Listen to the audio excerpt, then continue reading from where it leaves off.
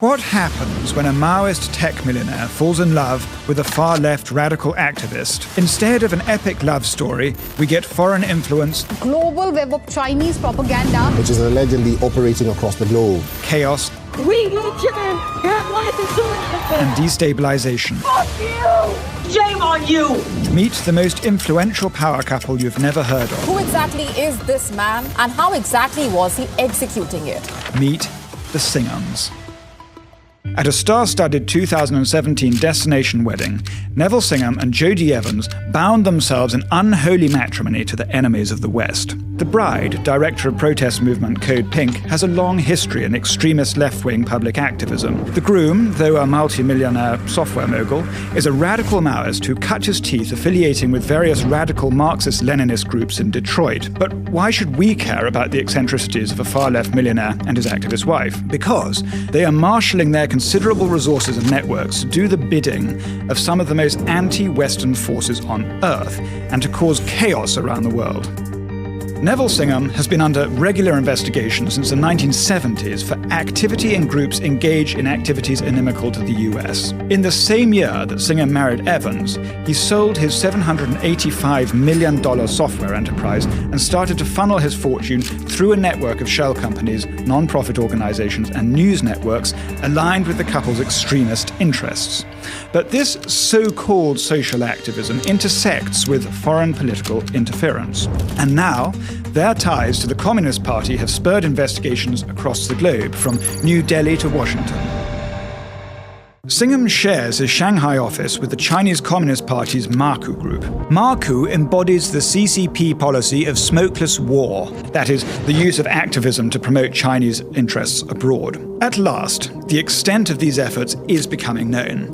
Donations through Singham's foundations are part of the crucial effort of the Chinese regime to Trojan horse chaos and destabilization into America through what they hope will present as organic American protests and activities. Singham has been hard at work at the destabilization game.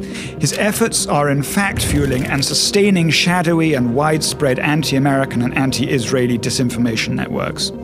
The People's Forum, a foundation patronized by Singham, has been organizing many of the radical pro-Palestinian rallies that have erupted across the West. It has also recently been revealed that Singham's operatives have been working at American universities. Secretary of State Marco Rubio issued a warning. "I have been warned of efforts by Communist China to sow discord in the United States, including Neville Singham's role in it." Meanwhile, Singham's wife, Jodie Evans, is the founder of Code Pink. Fuck you!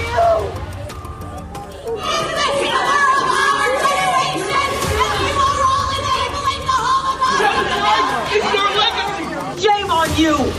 I don't want to live in a country like this. While claiming to be anti-war, Code Pink has not only networked with and advocated for terrorist groups like Hamas, but frequently runs cover for the human rights abuses of the Chinese Communist Party. Pink is it in China. Everywhere you go, there's pink. It's very popular, so Code Pink feels very at home in China.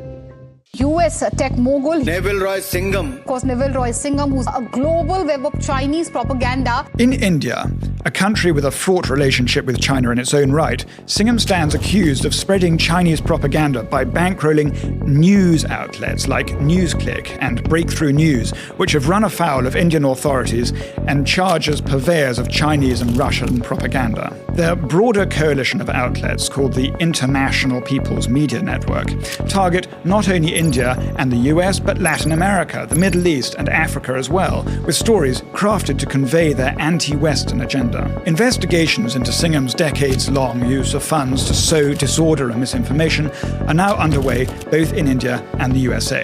We've heard about other influence operations trying to destabilize the West.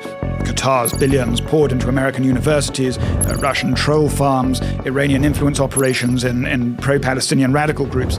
But Singham and his dangerous CCP partners should be equally scrutinized, as they might in fact have the widest reach. As we witness the escalating polarization of our society, we are finally ready to realize that the West is falling victim to one of the most successful foreign psyops operations in history. We must protect the West from Neville Roy Singham and his shadowy network of radicals. The honeymoon needs to end for this Maoist power couple.